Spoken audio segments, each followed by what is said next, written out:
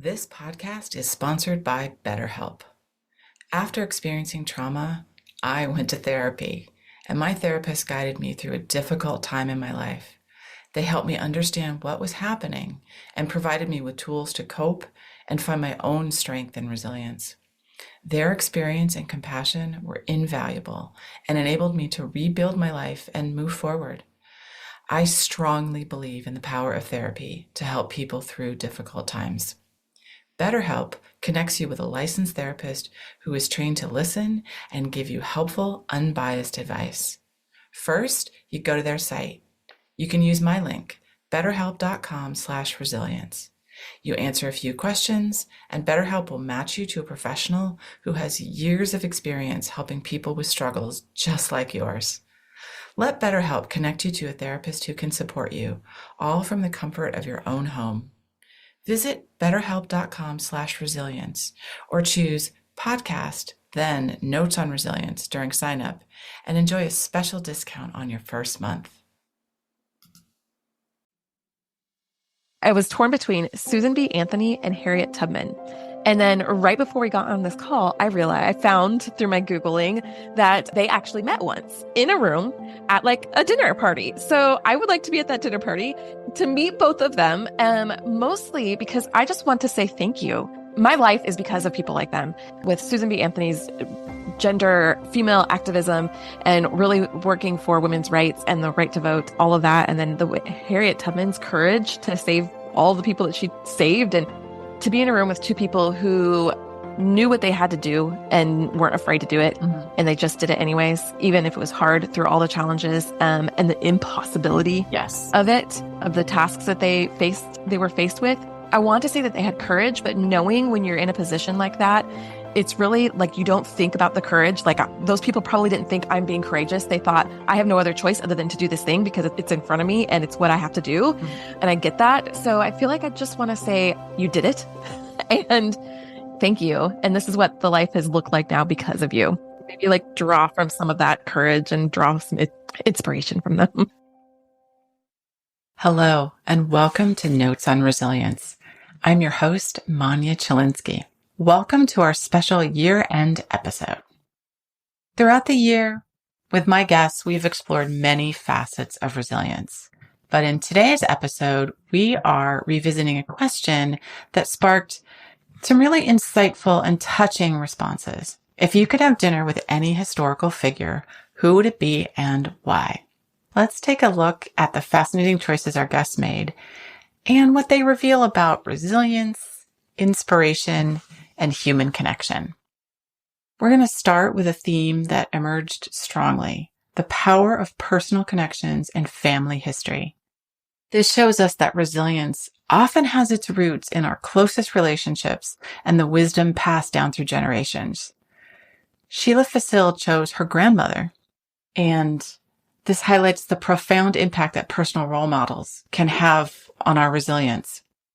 The person I would really love to have dinner with is my grandmother, who passed away almost 2.5 years ago now. And the reason why, especially in reflecting on some of the topics that we'll discuss today, she was the embodiment of resilience. And it's only after her passing that I was really able to fully grasp and understand how much she changed and trauma and all kinds of like life situations that she, survived and thrived through and remained empathetic, joyful, like beacon of hope for our family.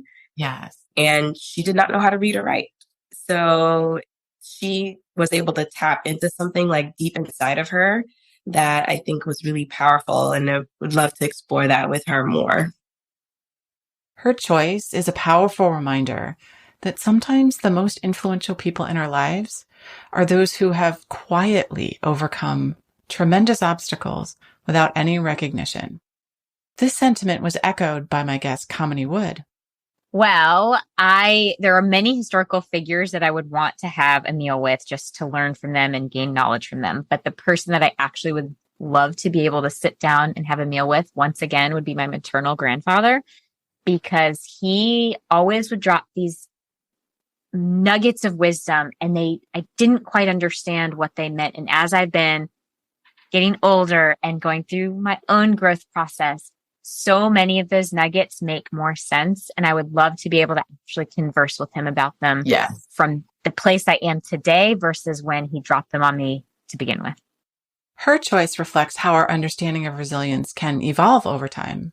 Her desire to revisit her grandfather's wisdom through her adult eyes shows resilience isn't just about overcoming challenges. It's also about continually reinterpreting what has happened and applying life's lessons. Chris Lucas also chose his grandfather. The answer to this one came out immediately in my head. He's a not very particularly well-known actor, but if you went back and saw like the VCR Clue game, the man on the cover plays the role of the butler. He was also my grandfather. And he passed away when I was really little. But he had this amazing career in film, commercials, all this stuff. And I would give anything to learn more about like that aspect of his life, because I'm constantly told how much I am, like how similar we are and all of that. His emotional connection to his grandfather's legacy is an example of how our family history can be a source of inspiration and a source of resilience. And it's also a reminder that our personal histories are intertwined with broader stories and historical narratives. Sari Singer, a survivor of terrorism and founder of Strength to Strength, also talked about family connections. I think that if there was anybody that I could have dinner with, I'd want it to be like family, like great grandparents, like people that I didn't know. Mm-hmm. Because I think that through my experiences, I've realized the importance of that, the family and connection and history and understanding better where we come from to how we are today in the future. Our family's history can be a source of resilience. And one thing it does is helps us contextualize our own struggles and look at the larger story of what it means to persevere. Moving from personal connections to inspirational figures, many guests chose individuals who've left an indelible mark on society.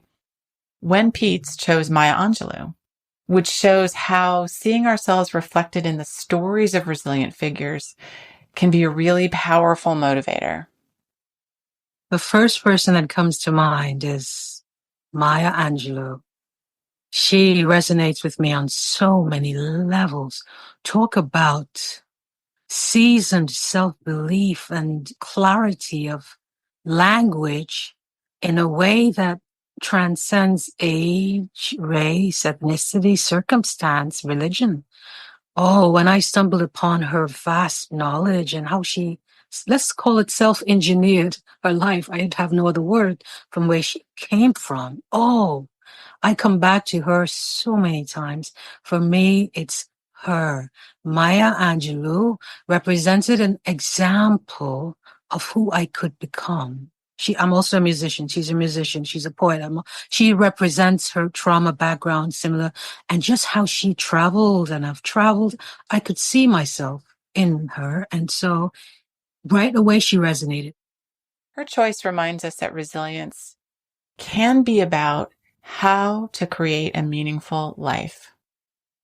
Congresswoman Ayanna Pressley also chose Maya Angelou for deeply personal reasons. But in terms of like conventional historic figures, it would be Maya Angelou. Oh, yeah. Yeah, Dr. Maya Angelou. And the reason why is because as a child who experienced a fair amount of, adverse childhood experiences and trauma, specifically intrafamily childhood sexual abuse, when I read I Know Why the Caged Bird Sings, it's the first time that I knew I wasn't alone in the world. Mm-hmm. So it is not in any way, hyperbole, or I'm not being dramatic to say that book and the words of Maya Angelou saved my life. And I've just always had this kinship with her. I love poetry. Whenever I need anchoring, when I need clarity, when I need healing, I read her poetry. For many years, I hosted a poetry slam in her honor on her birthday, April 4th. And then finally, I had the distinct privilege of meeting her once when I was a producer for one of the Democratic National Conventions. And I outreach to her to be a part of one of my segments, and she agreed. And I asked her to autograph something for me and to pen a note. And she only wrote 3 letters, 1 word, and it was the word joy. And I thought about this woman, this incredible orator. Her presidential inauguration poem, On the Pulse of Morning, is also one of my favorites. And I said, here's this great orator, this wordsmith, this author, and she could have written anything. And she just wrote the words joy with an exclamation point. And so that has really sent me on my own path, and why I'm so intentional about informing joy in my policy work and in my life. Ayana's powerful testimony to Angelou's impact makes it clear how literature and art can be lifelines for those who are struggling with trauma. And there's healing power in shared experiences and the importance of representation. Ingrid Cochran, an expert in adverse childhood experiences, selected another influential writer, Zora Neale Hurston. I believe it would be Zora Neale Hurston, who was a woman who was a writer during the Harlem Renaissance. Mm-hmm. She's from Alabama, and her take on her experiences with intersectionality of racism and sexism was very refreshing for her time. So I would want to have dinner with her. She seemed like a good time. This choice highlights the importance of examining resilience through the lens of intersectionality. Hurston was able to write about difficult experiences with a sense of hope, and that offers us valuable lessons as we are working through our own trauma, or for those of us who are working in trauma-informed fields. Bobby Temps, a mental health advocate and podcaster, chose a musical icon. So the one that immediately comes to mind is Nina Simone. She's a massive inspiration to me.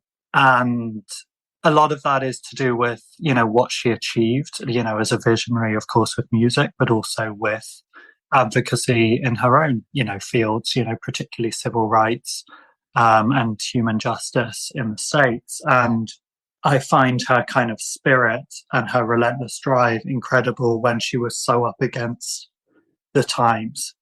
And there's a documentary about her on Netflix where I believe it's her daughter talks about her always being in Congress with herself, but rarely being in Congress with the world. Mm. And something about that really speaks to me, that, so much of what we're both passionate about is looking to the future and what we would like to see change, and knowing that how important, both personally and professionally, mental health is, but not always seeing that reflected in the world. So there's something about her striving, even though there was so much pushback. Yeah. Just continues to inspire me. His admiration for Nina Simone's resilience in the face of societal pushback is something that will be very familiar to a lot of the advocates who are listening today. Resilience often involves staying true to one's values and missions, even when faced with significant opposition. From art and literature, we move to activism and leadership. Many guests selected figures who have shaped history through their actions and ideals, very often while facing tremendous adversity. Reggie Reed selected a symbol of reconciliation and perseverance, Nelson Mandela. It's so many historical figures that I do admire, but one that stands out is Nelson Mandela. Mm. And in particular, it's, the life and legacy that he left as a leader, and, being the activist that he was, Mm-hmm. It displayed a symbol of reconciliation in ways that they always intrigued me, because he did so much as far as, when the apartheid happened in South Africa, and just fighting through that, those challenges and triumph, his fight to overcome that was bar none. Reggie's choice is an example of how resilience can manifest on the larger level, the level of all of society.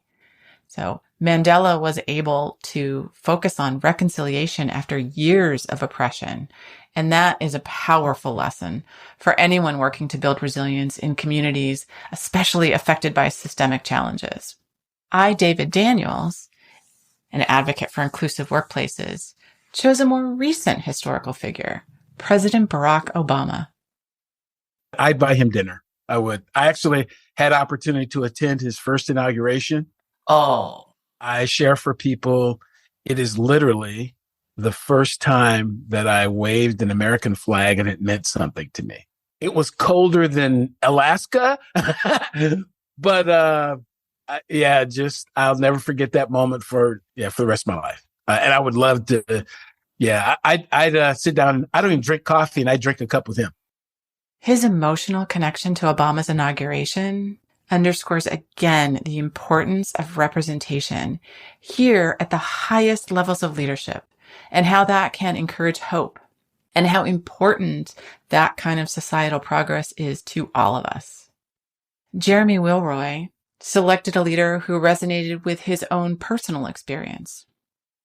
Interesting question for me, just because I'm not necessarily a history buff, but for some reason, the name that popped in my mind was Franklin Roosevelt. Ooh. And one of the reasons for this was because of he had polio. Myself, as a wheelchair user, just seeing someone who was in such a huge role. Of course, he was a great leader. He served 3 full terms and was elected for a 4th term, led us through the Great Depression and World War II and all these things. But he managed to do that as a person with a disability. He was very productive. So I'd ask him a lot of questions about how do you have such a sustainable career and all of that. His choice of Franklin Roosevelt shows the importance of role models who demonstrate resilience in the face of physical challenges, and the importance of us thinking about redefining success and productivity in the context of a disability. And again, the importance of representation. That matters. Some of our guests chose figures from specific moments in history and reveal that resilience can be inspired by such a wide range of experiences and perspectives. Marianne McAvoy, an advocate for trauma-informed practices, made an interesting choice. I don't know if you're familiar with Sarah Good, but Sarah Good was one of the first women to be executed in the Salem witch trials. Oh, okay. I would love to hear her story from her perspective and how she was treated by her community and what that felt like. And she was very outspoken. She was very much an advocate. So I'm curious to know. There are so many questions I would have for her and how she navigated just living in those times. And maybe if we spoke in an afterlife, if that exists, how did she feel looking back at everything she experienced? What would she have done differently, or what did she wish her community did differently?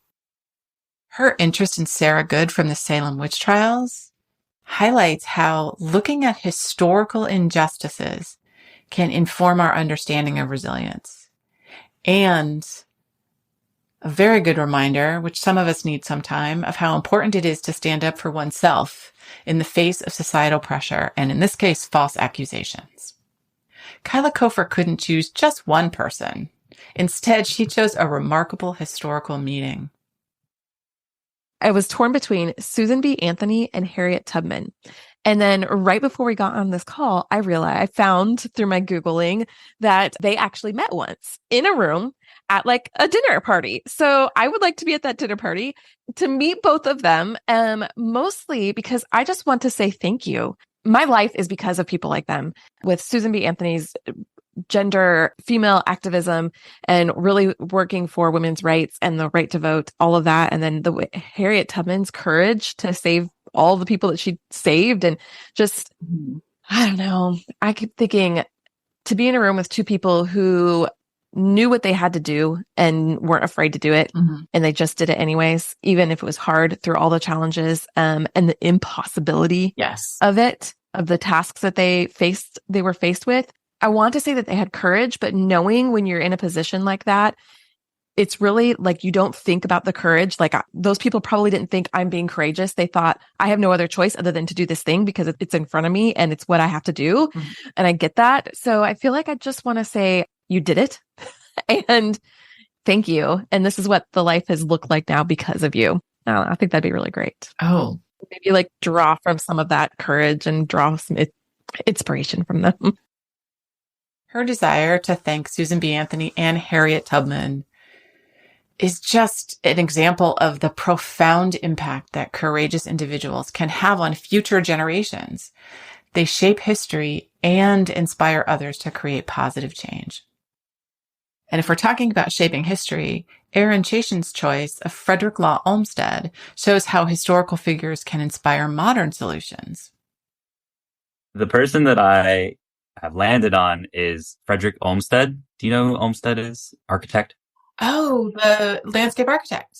Yeah. I read a couple of years ago and got like into Olmsted because I thought he was very interesting. Like one of the first conservationists, also just designed these beautiful parks like Central Park and Chicago State Fair, like landscape architecture back in the day. And I don't know, he was like someone who was really interested in conservationism and like creating beautiful spaces while others were interested in like giant buildings that were super profitable. Yeah. And so I think that he would just be a fascinating person to talk to. And I would love to kind of ask him like, okay, you can design a city from scratch. What does that look like? I think it'd be really cool. Olmsted was a visionary thinker who created spaces that benefit society. And so for some people, the concept of resilience can actually involve seeing potential where others might not, and creating solutions that have far-reaching impacts. Hudson Harris picked two disruptors who changed the course of history. I'm a really big fan of disruptors. That's like when I look back at history, I really like the people who have completely changed the nature of things and like, you know, been the pebble in the wheel track, if you will. The only time my mom ever took me out of school through all of my K through 12 was to go meet Rosa Parks. And I think, I was living in Amarillo, Texas, and got to go meet her when she was still, I think I was in the 6th grade or 7th grade. So I got to actually talk with her, shake her hand. And I had no idea what I was doing. I was 6th or 7th grade, no appreciation for the opportunity. So I'd love to sit down with her. I've read a lot about her and she liked to make peanut butter pancakes. And I think that like as a former chef, I love to connect with people over food. So I'd love to have dinner with her. I'd also love to have dinner with Kamala Harris, to be perfectly honest. She's the first person to bring chili peppers to the White House. And I'm a humongous spicy fan. So okay. I'll pick those two as disruptors for myself that I would love to be able to talk to. His choice reminds us that small acts of courage can lead to monumental changes. Kevin Becker took an unexpected approach. You know, I don't think I have a particular person, but I think I would want to talk with somebody who first discovered glass. Oh, cool. And it's obviously, I don't think there's a single person who's credited with that, but part of my self-care is I'm a glass blower. Oh, wow. And it's part of my therapy. And so as I've begun blowing glass, I've realized just how glass has changed the world completely. I mean, it's given us better vision. It's given us microscopes. It's given us telescopes. It's given us computers. So many things came from the founding, the discovery, creation of glass that I'd want to talk with somebody who kind of first came upon it. Like Aaron's choice of Olmsted, Kevin's pick reminds us about seeing potential where others might not, and creating solutions that have far-reaching impacts.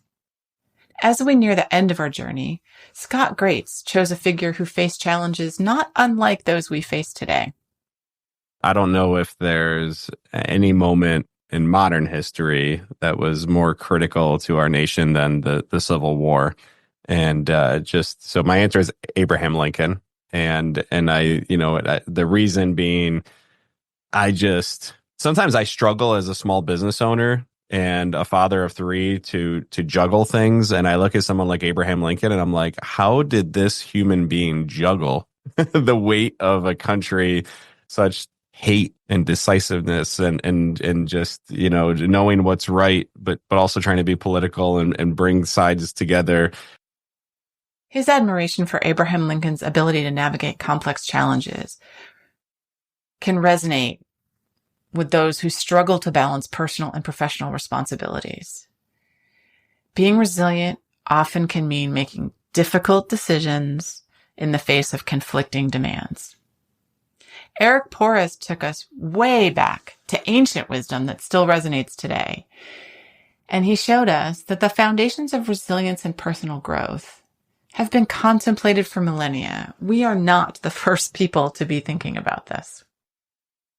I think my answer would be Aristotle, because he is known for coining this quote that I first learned about from my 10th grade European history teacher. It was an assignment for a summer assignment to write an essay on it. And Aristotle is known to have said, "We are what we repeatedly do. Excellence then is not an act, but a habit." And so I would love to spend a little time with Aristotle opining on that quote. Yes. And then after Aristotle, maybe I would do brunch with Marcus Aurelius, and then I would have an amuse-bouche with Abraham Lincoln. This is such a great reminder that cultivating resilience is an ongoing process. It involves self-reflection and intentional action. And finally, Dr. Liz Clark takes an unexpected approach. She didn't look into the past when I asked her this question. But then when I really thought about this, and when we think about it, our historical figures, especially with how they contributed to what we're working on right now, the one person that I would actually want to meet with is more forward facing. I wish I could move into the future. I wish I could look at 2 years from now meeting with Liz Clark. And I would love to be able to sit down with Liz Clark to say, hey, all the things that you're building and working on right now, how did that work out?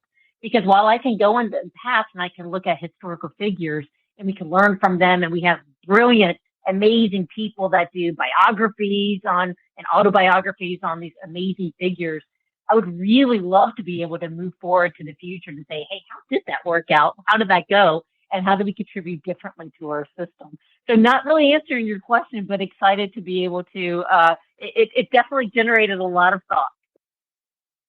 Her desire to meet her future self is an interesting way to think about resiliency. It's continually growing and adapting, and it encourages us to think about the long-term impact of our current efforts. And as we wrap up this journey through time and human experience, it reminds me that resilience is about how we understand ourselves and our world and our potential for the future, whether it's a family member who shaped us personally, world-changing figures who've altered the course of history, or even our own future selves. These choices of who someone would have dinner with and why are just a reflection of the many different ways we connect with our shared human story. Thanks for joining me on this exploration of resilience through the lens of these historical dinner companions. As we close out the year, I hope these reflections inspired you to consider your own sources of resilience and the figures who have shaped your journey. Thank you. Thank you for listening. I'm Manya Chilinsky. I help organizations analyze their culture, focusing on building environments where well-being and resilience can thrive. Through this process, we identify areas for growth, develop strategies, and create the necessary changes to build healthier, more supportive organizations. If you're ready to make a change, I'd love to connect. If you haven't already done so, please subscribe, rate, and review the podcast on Apple Podcasts or your listening platform of choice. It really helps others find us. And if you want to continue the conversation, connect with me on LinkedIn or visit my website, www.manyachilinsky.com. Thank you for being part of this journey with me.